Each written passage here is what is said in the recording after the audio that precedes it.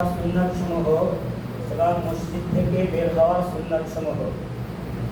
মসজিদে প্রবেশ করার সুন্নাত সমূহ ও মসজিদ থেকে বের হওয়ার সুন্নাত সমূহ।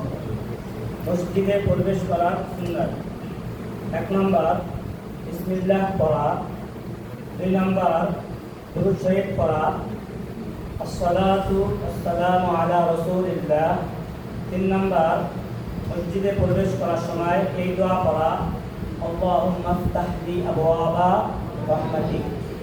এই তিনটাকে একত্রে এভাবে পড়া: বিসমিল্লাহি ওয়াসসালাতু ওয়াসসালামু আলা রাসূলিল্লাহি আল্লাহুম্মা ইফতাহ লি আবওয়াবা রাহমাতিক।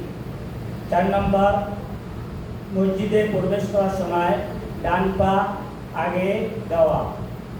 5 নম্বর মসজিদে প্রবেশ করার সময় ইতিকাফের নিয়াত করা। সকলের মুখস্থ আছে তো?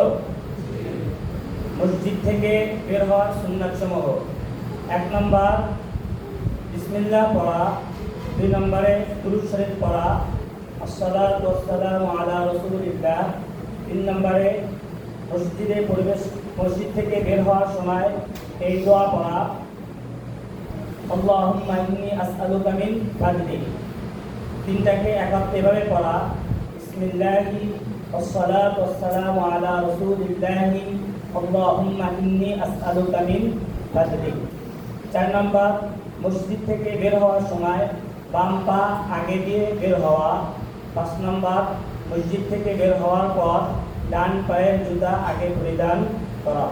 আল্লাহ তাআলা আমাদের প্রত্যেককে মসজিদে প্রবেশ করার সুন্নাত সমূহ ও মসজিদ থেকে বের হওয়ার সুন্নাত সমূহ আমল করার তৌফিক দান করুন। আমিন।